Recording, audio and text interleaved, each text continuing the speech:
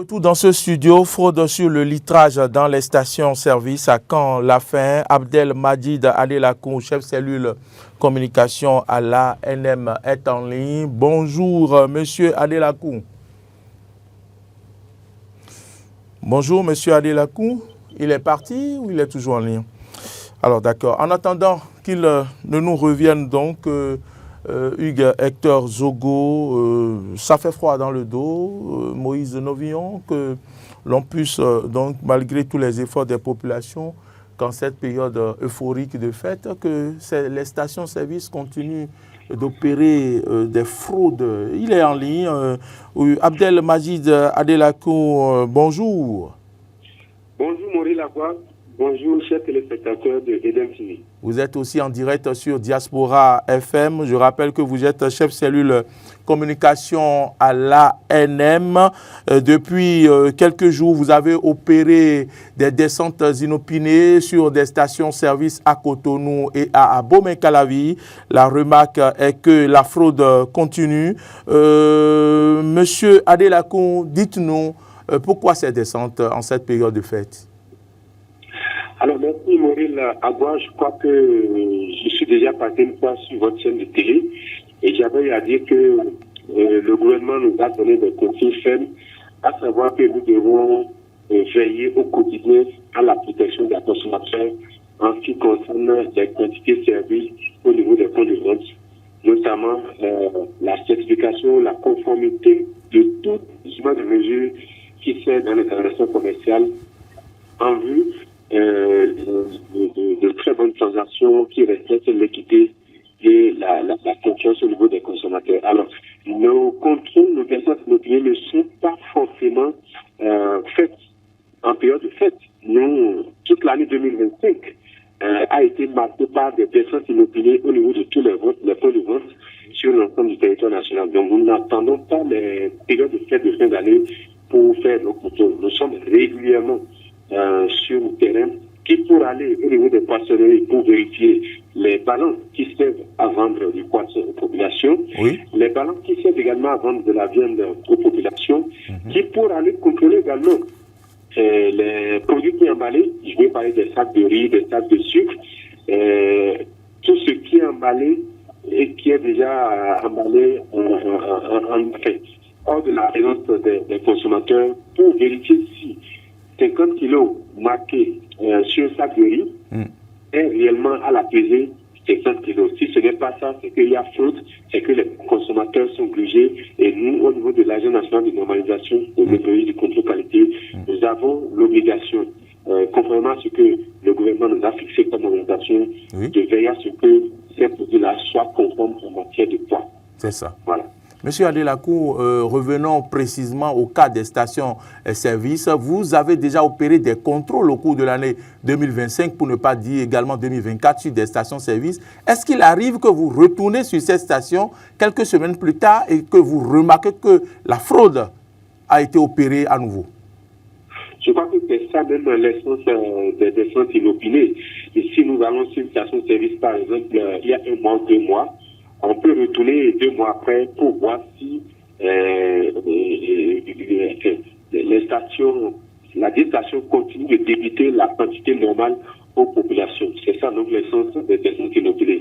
Mais souvent, lorsque nous retournons, nous avons commencé à ressentir que les stations-service essaient quand même de faire l'effort de servir les populations aux quantités réelles. Il n'en demeure pas moins que nous constatons que dans des stations, qu'on reparte et qu'on s'aperçoit que la quantité n'est toujours pas normale. Et donc, nous sanctionnons pour décourager ces pratiques. Alors, les dernières descentes que nous avons faites, notamment avant-hier, c'est descentes très suite à des comptes qui nous sont parvenus. D'accord. Et donc, le directeur général de l'ANM a dépêché une équipe de contrôle sur le terrain de façon inoculée pour nous assurer que les disciplines sont justifiées ou pas. Alors, à l'arrivée, nous nous rendons compte que les plaintes de ces consommateurs ont été vérifiées et nous avons, conformément au test récent des activités de notre jeu, nous avons procédé à la mise sous scellé de ces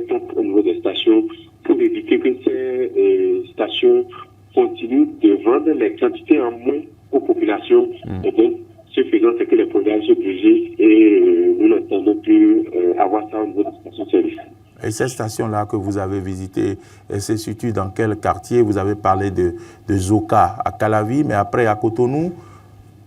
Oui, nous avons une station au niveau de Mélampé. Nous en avons également au niveau de Zoka. Et nous en avons au niveau du carrefour, au niveau de Saint-Michel, notamment au niveau du carrefour Lega. Et alors, c'est suite aux plaintes que vous descendez sur le terrain. Et s'il n'y a pas de plainte, ça veut dire qu'il n'y aurait pas forcément... Maurice Lagouard, ce n'est pas de ça que je parle. La plainte, c'est que nous avons sillonné avant-hier les 3 stations. Et j'avais noté que bien avant ces 3 stations, un peu comme pour choisir au hasard, nous sommes allés dans 2 ou 3 stations pour voir si on pourrait constater des anomalies. On n'a pas constaté des anomalies au niveau des stations qui n'ont pas fait objet de plainte. Mais puisque nous sommes sortis spécialement pour cette plainte, c'est qu'à l'arrivée, nous sommes allés sur cette station et nous avons constaté que les plaintes des consommateurs étaient justifiées et donc nous avons fait ce que nous devons faire. Voilà, donc les plaintes également font partie de nos activités et nous attendons que les populations nous aident à déposer des plaintes pour nous permettre d'agir. Donc, le cas dont je parle, le cas que j'évoque pour avant-hier, c'est que c'est spécialement suite à des plaintes. Et je dis ça pour encourager les populations à déposer des plaintes, parce que pour quelqu'un déposer une plainte, à l'ANM, nous faisons tout pour descendre sur le terrain afin de vérifier la plainte. Avant de vous laisser partir, rappelez aux populations les éléments qui doivent les amener à savoir que la station a été contrôlée, une balance a été contrôlée, une poissonnerie a été contrôlée, etc. Oui, c'est sûr, Maurice Lagouard, nous avons des indicateurs, nous avons les étiquettes vertes en cours de validité de l'ANM, parce que tout est écrit sur l'étiquette. Si c'est un cours de validité, vous devez savoir. Donc, c'est souvent apposé au niveau des afficheurs des cadrants, que ce soit des balances, si c'est électronique, au niveau des stations-service, au niveau de l'afficheur, vous devez avoir forcément une étiquette verte de l'ANM en cours de validité. Alors, lorsque vous vous présentez au niveau d'une station, vous avez le droit de vous rassurer que la station a été vérifiée, certifiée conforme par l'ANM. Au cas contraire, c'est que vous pouvez exiger de cette station-là de vous trouver que cette station a été vérifiée. Et également, vous avez l'opportunité de nous servir directement par une plainte. Et puis nous allons descendre sur le terrain pour faire le travail. Majid Adelakou, quel sera votre mot de la fin? Le mot de la fin, c'est de continuer par appeler les populations, les consommateurs à la vigilance. Les plaintes, nous en recevons. Vous savez, notre activité est régie par le principe de confidentialité et d'impartialité. Et donc, parlant de principe de confidentialité, nous vous rassurons que ce n'est pas parce que vous avez déposé une plainte que nous allons dire aux populations, nous allons dire à la face du monde que c'est telle personne qui a déposé une plainte. Parce que cette plainte-là également nous permettent d'avoir une base de données pour savoir un peu comment la lutte que nous faisons, comment est-ce que ça évolue, comment est-ce que ça s'améliore. C'est ça. Donc, nous vous encourageons à déposer des plaintes en cas de besoin et nous sommes là pour vous parce que le gouvernement nous a mis en place pour ça, pour veiller à la protection des consommateurs. Très bien. Merci beaucoup. Abdelmajid Adelakou, merci d'avoir accepté cet entretien sur cette rubrique Actu décalée. Je rappelle que vous êtes chef cellule communication à l'Agence nationale de normalisation de métrologie et du contrôle qualité au Bénin. Dans ce studio, nous, on va poursuivre donc le débat. Les téléspectateurs pourront nous appeler pour également participer à ce débat. Merci Majid. Certainement que vous serez chez vous quelque part pour continuer par nous suivre. Hugues Hector Zogo, Moïse Novion, Hugues Hector Zogo ici, Moïse Novion. Vous avez suivi donc M. Majid. Qu'est-ce que vous avez à dire? Oui, ça fait mal. Moi, ça me fait mal parce qu'on nous envoie dans les stations-service. Nous y allons parce que nous voulons la qualité. Mais là-bas, certaines personnes se permettent de faire la fraude. Et c'est dommage, c'est vraiment regrettable d'apprendre tout ce que nous venons d'apprendre. Mais je ne peux pas dire que c'est la première fois qu'on l'apprend comme cela. Effectivement, et il a rappelé tout à l'heure dans son intervention, effectivement, le long de l'année civile, on a déjà pu lire quand même ça et là dans la presse que effectivement l'organisation ou bien la structure est allée effectivement de manière et de façon inopinée dans des stations. Donc c'est pas la première fois qu'ils font de pareilles opérations. Eux, ils ont déjà, chaque fois qu'ils sont descendus, ils ont quand même trouvé des fraudeurs, ils ont rappelé à l'ordre, mais apparemment, ça ne sert pas d'école, ça ne sert pas de leçon pour ce qu'on est en train de comprendre, pour ce qu'on est en train de constater. Les descentes là n'ont pas réussi à servir de leçon parce que quand on a déjà pu mettre la main sur la station X ou bien la station Y, c'est parce qu'on arrête les voleurs que d'autres ne vont pas continuer à voler. Oui, on s'attend à ce que quand même les autres stations puissent se dire il y a quand même une structure qui surveille, qui contrôle. Et surtout la conscience citoyenne. Vous savez, on ne peut pas tout régler par la loi et par la pression. Il faut qu'on arrive à un moment où les citoyens également puissent se montrer quand même un tout petit peu responsables. C'est une activité économique et les citoyens dépensent pour pouvoir accéder à ce service-là. Les citoyens payent des taxes sur ce genre de service-là. Le citoyen, il ploie déjà sous beaucoup de pression. Et il ne serait pas quand même correct, sérieux de la part d'autres compatriotes, d'autres concitoyens qui effectivement sont à la quête du gain. C'est tout à fait normal. Mais il ne faut pas quand même exagérer dans ce que vous avez à engranger, à gagner comme gain. Il faut quand même rendre le service avec un tout petit peu de conscience citoyenne, avec un peu plus d'intégrité. C'est ce qu'il faut déplorer dans ce que nous sommes en train de voir là.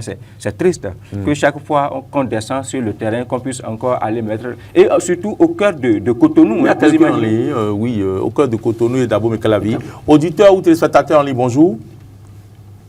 Oui, bonjour le plateau. Bonjour monsieur Laurent, bonjour Hugues. Bonjour Moïse. Moïse est là, oui, moi c'est Maury, lui c'est Hugues Hector Zogo. À qui avons l'honneur? C'est monsieur Soulé Zakari. Monsieur Soulé Zakari, comment allez-vous? Joyeux Noël. Merci beaucoup, joyeux Noël à vous aussi. Merci. Merci beaucoup. Vous nous suivez et vous avez voulu intervenir. Allez-y, s'il vous plaît. Oui, je veux intervenir par rapport à cette situation. Vraiment, je trouve que c'est déployable parce que on ne peut pas comprendre ça dans un pays où déjà la population se plaint de l'action sociale du gouvernement et qu'on continue par les gruger comme ça par des commerçants zéreux, comme si vous me permettez de les appeler. C'est bien ça, c'est bien ça. Je trouve que c'est pas du tout bien. Et votre intervenant, M. Abdel, ce qu'il a dit, m'a dit, oui.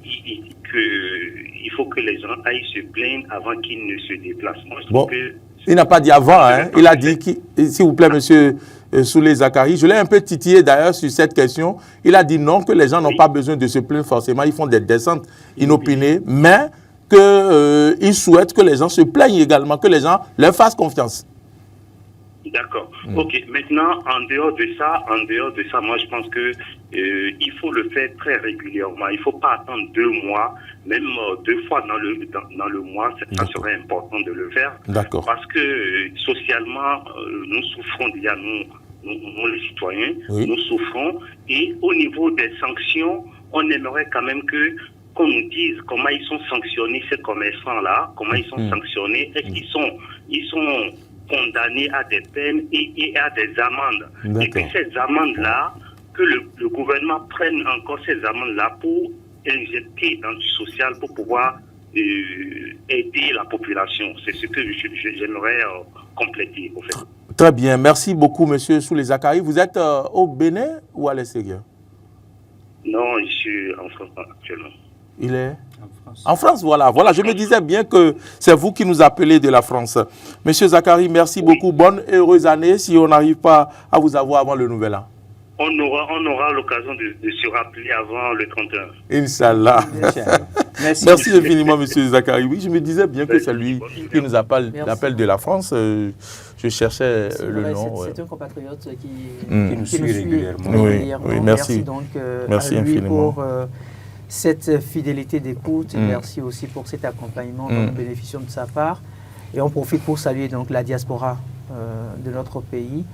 Alors, quand on revient à la question fondamentale du contrôle, moi je pense que ce qui doit le plus être une priorité... Il y a quelqu'un d'autre ami.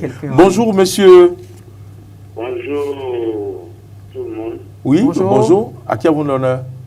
C'est monsieur Diossou Désiré. Monsieur Désiré Diossou, comment allez-vous? Ça va bien, Cabo. Joyeux Noël, vous nous appelez d'où? Je suis à Commun. Commun, d'accord. D'accord. Mais les gens sont communs? Oui, les gens sont communs. D'accord. Allez-y, monsieur Désiré, face à cette situation dont nous parlons, prononcez-vous. Bon, vous voyez, l'affaire de station, c'est bien de faire le contrôle, mais par rapport à les stations, c'est encore mieux. C'est encore mieux. Si vous prenez exemple maintenant, exemple, huile et azimi, la bidon jaune là, si vous prenez le 25 litres maintenant, le 25 litres, si on prend ça, on voit 23 litres dedans. 23 litres qui est dedans. Alors que le bidon, c'est le 25 litres. Vous voyez, et les femmes de marché se plaignent tout le temps, chaque jour. Le bidon jaune là, de 25 litres là, si vous prenez ça, c'est toujours 23 litres. Parfois, c'est 22 litres. Et qui est le paysan? C'est le commerçant. Chaque jour, les femmes de marché se plaignent chaque jour. Vous voyez, pour les stations, c'est mieux. C'est mieux. Il y a beaucoup de choses dans nos pays, vraiment. On ne comprend pas. C'est ça. Donc, vous souhaitez que l'agence se penche également sur ces questions? Ah oui. Parce que, vous voyez, population, si tout le monde, si quelqu'un va parler, il va toujours parler il va toujours dire que c'est gouvernement et c'est militaire. Alors que nous-mêmes, on peut faire le travail, on peut accompagner le gouvernement. Le gouvernement n'est pas différent de nous. Le pays, c'est pour nous tous. D'accord. Nous, c'est surtout à gouvernement. Gouvernement n'est pas la magie. Gouvernement n'est pas magicien. Vous voyez. Donc, et même les autorités, les maires, les conseillers, c'est leur travail. Oui. Ils devaient débarquer dans les marchés, contrôler les choses, demander à les bonnes dames qu'est-ce qui se passe. Ils ne font pas ça. Les problèmes, c'est pour vendre les tickets, de l'argent pour les bonnes. C'est tout, hein. C'est pas bon. Merci le plateau. Je vous souhaite la santé et bonne fête. Merci à vous aussi. On vous souhaite pareil, bonne et heureuse année à vous. On va, en attendant la semaine prochaine, donc pour les vœux proprement dits. Oui. Alors, donc, je disais tout à l'heure, l'élément fondamental sur lequel l'ANM doit pouvoir communiquer le plus pour assurer les populations, c'est le genre de sanctions. Le genre de sanctions qu'on attribue donc à ces structures. Il a parlé d'amendes, mais il faut qu'on en sache un peu. Oui, il faut qu'on aille au-delà même des amendes. Je vais vous donner un exemple simple. L'ANM est descendue ce mois-ci et a constaté que telle station qui appartient à tel groupe ou à telle firme a été une station en situation de fraude. Le mois suivant, on a encore fait peut-être le même constat. Et c'est toujours dans la même chaîne, en fait, pour la même structure. Mais dès qu'on arrive peut-être à faire ce constat-là trois fois de suite... Et vous fermez cette station? On ferme. On peut fermer cette station-là pendant une période de 3 mois sur tout l'étendue du territoire national. Vous verrez que dès qu'on arrive à prendre de pareilles sanctions, les gens vont arrêter. Maintenant, la grande question aussi qu'on peut se poser, c'est de savoir, est-ce que ce sont les promoteurs de ces stations-là qui sont à la base de ces situations au niveau de nos stations, ou bien ce sont nos frères, ou bien ce sont nos frères qui en réalité veulent gagner un peu plus, qui dans la nuit se mettent à trafiquer les pistolets. Parce qu'en réalité, celui qui a pu installer une station dans un pays, mais son objectif, c'est vrai, c'est de gagner de l'argent. Mais a priori, est-ce qu'il sera à la base de ces fraudes? Est-ce que celui-là doit être à la base de ces fraudes? Combien de... Je vous comprends. Donc, parfois, je vous comprends. Malheureusement, il ne peut pas être innocent. Malheureusement, il est responsable. Oui, il doit mettre en place un système. Voilà, lui-même, il doit mettre en place un système de contrôle. Mais quand vous dites ainsi, quand vous dans les poissonneries, est-ce que ce n'est pas celui qui a sa poissonnerie qui trafique la balance? Je parle essentiellement des stations. Non, parlons aussi des poissonneries. Voilà. On ne peut pas absoudre les promoteurs, les responsables. Oui, parce qu'il est créateur de richesse. Bien au contraire, je trouve que avant même la descente de l'ANM, les promoteurs doivent pouvoir mettre en place aussi une structure interne de contrôle. Voilà. Parce que si on arrive à prendre... C'est parce qu'on ne prend pas... L'ANM ne prend pas encore de mesures assez ardues. Si l'ANM arrive maintenant pour dire, OK, désormais, dès qu'on constate que... Une deuxième fois que vous récidivez, au lieu que on ferme vos stations, on vous enferme. Au lieu que ce soit seulement cette seule station-là, c'est tout ce que vous avez comme station au niveau peut-être du département. Au niveau du département, tout ce que vous avez comme station, on vous demande donc de ne pas vendre pendant une période de 3 mois ou de 6 mois. Quel promoteur voudra se mettre dans ça? Dans ces conditions, ils vont éviter la fraude. Et en plus, là où ça choque, c'est que ces pratiques-là se passent dans Cotonou, à Bomey-Calavi. On peut peut-être supposer que quand on va à l'intérieur du pays, un peu loin du regard de la foule et du monde, les gens puissent peut-être avoir des velléités de cette nature-là, mais au cœur de Cotonou, où il y a l'élite, où il y a toutes les institutions, les administrations, c'est quand même terrible qu'on en arrive. Et puis, ne l'oublions pas, il y a aussi un volet politique. La plupart de ces commerçants sont peut-être à l'Assemblée nationale. Bon, moi, je ne saurais le dire. Oui, je ne connais pas les propriétaires des stations. Je ne connais pas les propriétaires des stations, donc je ne saurais le dire. Est-ce que vous avez une carte des propriétaires de ces stations qui sont des politiques? Aujourd'hui, l'Assemblée nationale a la possibilité assez vite de voter des textes de loi, d'accord, pour soumettre le citoyen ordinaire. Mais voilà des cas. Qu'est-ce que ça coûte à l'ANM aujourd'hui de demander à l'Assemblée nationale de voter une loi? C'est-à-dire une loi à partir de laquelle on puisse effectivement sanctionner les gens. Eh bien oui, parce que les opérateurs économiques, ce sont eux. On est déjà dans la période de campagne. Oui. Les opérateurs économiques sont ceux qui mettent les moyens financiers à disposition des acteurs politiques. Pendant la période de campagne maintenant, ne soyez peut-être pas surpris que ce soit 2 ou 3 promoteurs de stations d'essence qui mettent des moyens à disposition de ceux-là qui souhaitent se retrouver à l'Assemblée nationale. C'est tout un ensemble. Et donc, c'est le citoyen, malheureusement, qui se retrouve grugé au niveau de toute la chaîne. Il est 9h29 minutes. 9h29 minutes, on va clôturer cette émission.